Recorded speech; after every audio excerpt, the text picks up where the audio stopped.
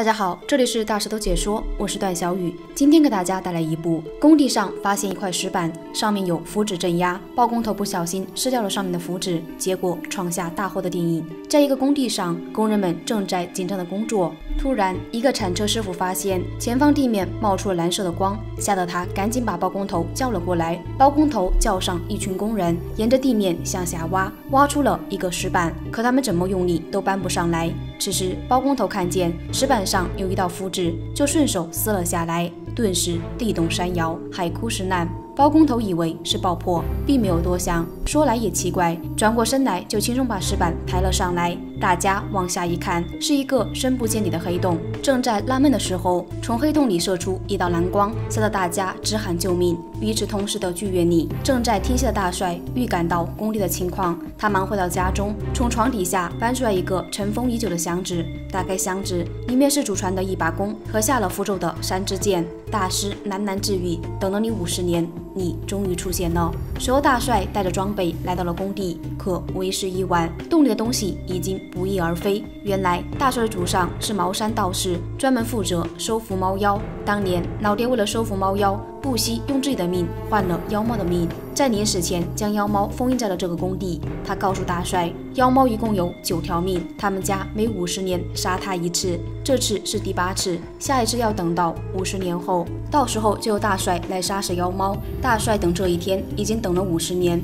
妖猫也终于现世。不久之后的某一天，在一栋大厦里，巡逻的保安闻到一股很大的鱼腥味，保安老大就让一个小保安上楼查看。小保安表面镇定自若地答应下来，实际上内心慌得一批。他壮着胆子去到了楼上的空置房，却在这里发现了好几具尸体，吓得他拔腿就跑，边跑边给保安中心打电话求救，可对方根本听不到他的声音。他想顺着电梯下去，电梯也在这时发生故障，好不容易找到一个可以进去的电梯，还被什么东西给拉上去，当场嗝屁。某个集团的董事长也正好在这间大厦办公，在和女友完事后就准备离开，可当他下楼后却发现大门已经关闭了，想要叫保安开一下门，却发现保安已经没有了呼吸。董事长这下慌了，慌不择路地跑到了停车场。此时一只巨型的1毛特效的可爱猫咪向他冲了过来。另一边，董事长的司机正在接他的路上，半路遇到了赶路的大帅，好心的司机就顺路带了大帅一程。大帅见小伙子心肠不错，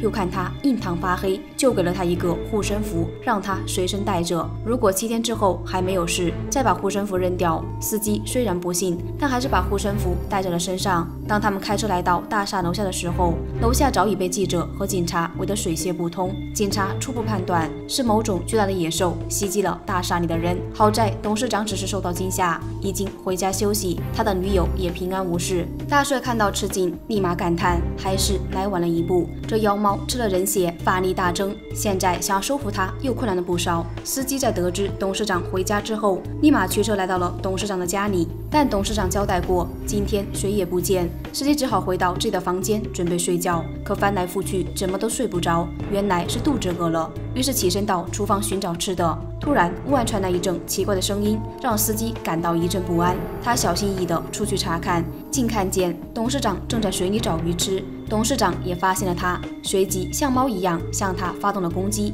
这司机还算机灵，不断地躲避着攻击，最终跑到一辆车上，离开了这个是非之地。就在他悬着的心即将放下的时候，竟发现董事长在他的车上趴着。他干脆化恐惧为力量，带着董事长撞上了一个还没完工的建筑，汽车随即爆炸，司机在爆炸前跳下了车。心有余悸的他马不停蹄地向家里跑去，结果回家还没坐稳，就见董事长从自己的房间走出来，吓得司机双腿直哆嗦。但这个董事长看起来很正常，跟他平时见的那个一样。司机紧张的心渐渐放了下来，他开始怀疑在董事长家吃鱼的并不是董事长。可董事长随即变脸，被猫妖附身的他先是攻击了司机的母亲，然后开始对司机下死手。受伤的母亲来到房间，拿出了观音神像，转身过来狠狠地砸到了董事长的身上。董事长明显受到了伤害，从窗户掉了下去，司机则紧紧地抓住了窗沿，这才幸免于难。见掉下去的董事长已经消失之后，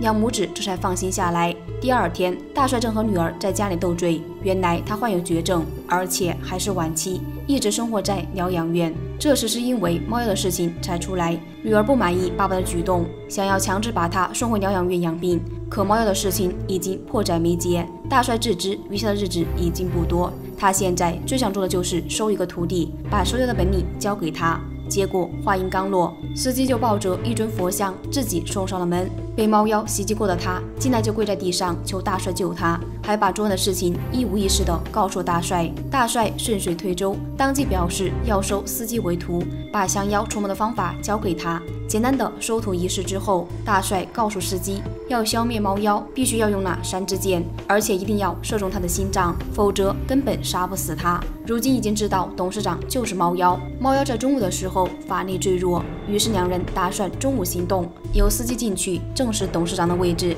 发现董事长之后立马大叫，收到讯号的大帅再出面偷袭。很快两人来到了董事长所在的大厦，司机害怕的走进董事长的房间，在见到被妖猫附身的董事长之后立马大叫，可此时大帅却被保安当成打劫的扔了出去，还被海扁了一顿。大帅忍无可忍，一个发力就干倒了一众保安。董事长的办公室内，司机只有靠着自己的一点天生神力与猫妖对抗。他想跑，却发现门根本打不开，呼救也没人能听到。慌乱中，他把电线扔到了董事长身上，董事长顿时被电得东倒西歪。大帅终于在此刻出现，一支穿云箭射了过去，可是并没有命中心脏。就在他想补一箭的时候，警察带人赶了过来，猫妖随即化作一道闪电消失不见。警察也不分青红皂白，把大帅和司机都抓进了警局。大帅深知自己没有几天可活，猫妖一定会卷土重来，于是想开一个速成班，用最短的时间把司机培养成一个合格的茅山道士。不久之后，女儿过来保释了两人这才得以出去。另一边，董事长的死对他的女友打击很大。回到两人成精的家中，脑海中一直浮现曾经美好的情景。就在女友洗漱完毕，准备休息的时候，猫妖突然出现在他跟前。在女友惊恐之余，猫妖又重新附身到了他的体内。这边，司机开始正式学习茅山法术，虽然中途耍了很多小聪明，但最终还是学会了茅山法术的基本知识。但想对付猫妖还远远不够，好在还有2支箭可以用，也不必太过担心。在大帅家里这几天学习的时间中，司机也逐渐和大帅的女儿互生情愫，双方都对对方有好感，很快确定了恋爱关系。不久之后的某一天，被妖猫附身的女友开始了她的下一步动作。他勾引了当红的一个男明星，在野外残忍地杀害了他。这件事很快传到了大帅女儿的耳朵里。身为记者，他当即决定赶过去。在得知死者的死法和大厦一样之后，大帅和司机决定一同前往。他们连夜来到了案发现场，惨不忍睹的现场让到场的警察一吐为快。警察在案发现场的水里找到了一个手镯，司机一眼就认出那是董事长女友的手镯。大帅立马明白，猫妖已经上了女友的身。两人悄悄离开了现场，坐车来到了女友的家中。还没进去，就感觉这里妖气冲天。大帅跟猫妖是世仇，相互都能感受到对方。此时的猫妖一定做好了充分的准备。进去之后，两人分头行动，寻找猫妖的藏身之处。在一番寻找之后，并没有发现猫妖的身影。就在两人重新汇合之后，大帅明显的感受到猫妖上了司机的身。他手起刀落，一支穿云箭射中了女友的照片。猫妖这才从司机身上出来，他也不再隐瞒，随即现身要杀掉两人。大帅急忙架起了最后一支箭，刚要发射的时候，警察却突然赶到，一枪射中了大帅的手臂。猫妖急忙做无辜状，说大帅要杀他。如今被警察抓到了现场，大帅和司机又被关进了牢房。牢房里的大帅意识到自己阳寿已尽，他已经见不到明天的太阳。如今收服妖猫的重任自然就落到了司机身上。司机也向大帅保证，一定能收服猫妖，也一定能好好照顾他的女儿。另一边，女友被送到医院抢救。当医生拔出射入他体内的那根箭时，女友突然性情大变，在手术室进行疯狂的杀戮。随后就来到了警局，开始在警局里大开杀戒，立志要杀了大帅两人。警长亲眼见到了杀人不眨眼的女友后，才相信他真的是猫妖，急忙放了大帅和司机。可是杀死猫妖的最后一支箭被放在了3楼的政务房。大帅铤而走险，用床单做了一根绳子，几人从高楼向3楼而去。猫妖在过5关斩6将之后，也从警长的口中得知了大帅等人的下落。大帅深知猫妖一定会追杀过来，于是让司机和女儿寻找最后那支箭，自己则负责拖延时间。随后，他把猫妖引到了广场上，两人开始斗法。司机则抓紧时间在政务室寻找弓箭的下落，没有那支箭，猫妖根本就杀不死。无论大帅怎么努力，猫妖依旧活灵活现，最终因为体力不支被猫妖困在了铁门上。猫妖可不想这么简单就杀了他，而是上了他的身，用他的身体杀了司机和女儿，让他永世灭族。说完就上了大帅的身。此时，司机和女儿也找到弓箭下来。